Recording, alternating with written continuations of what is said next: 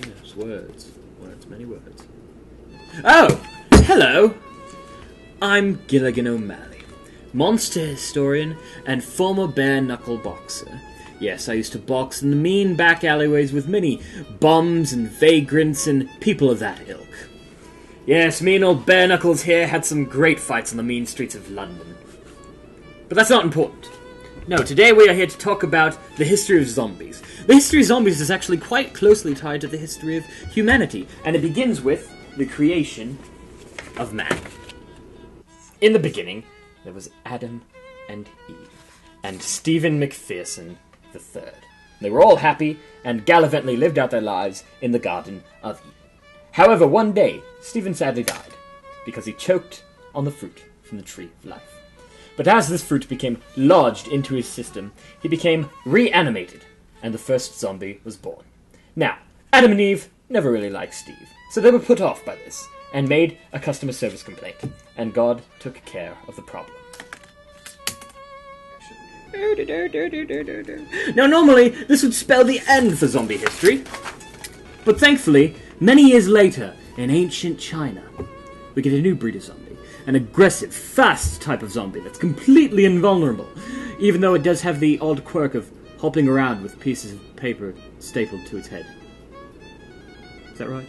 Of course, eventually these zombies went the way of disco or the acid-wash genes, fading from the annals of popular culture into relative obscurity. But it is at this point that zombie history actually takes an interesting turn, as they begin to pop up in all walks of life.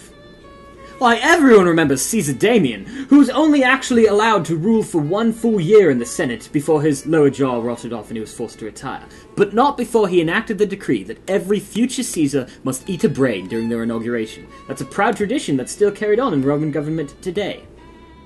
Why, even today in modern voodoo culture, or the voodoo that you do culture, they've created their own form of zombie. Now, these zombies are typically flawed and come from lower-income housing, and they are very weak, being able to be stopped by a single line of salt on the ground. Even in today's social hierarchy, zombies have found a useful niche to fill. They will take menial jobs such as street sweepers or IT technical support.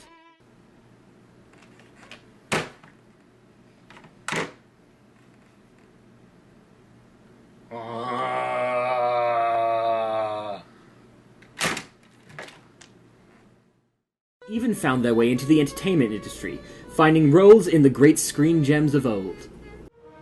But Red, if you go, where will I go? What will I do?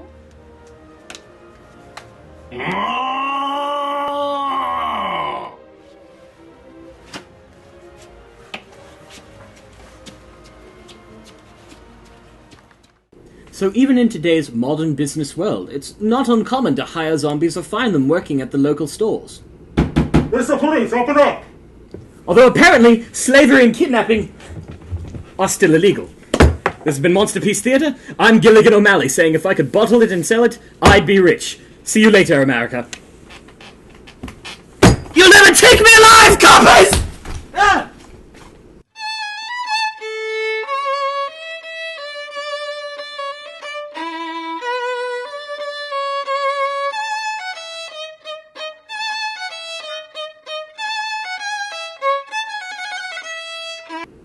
Help!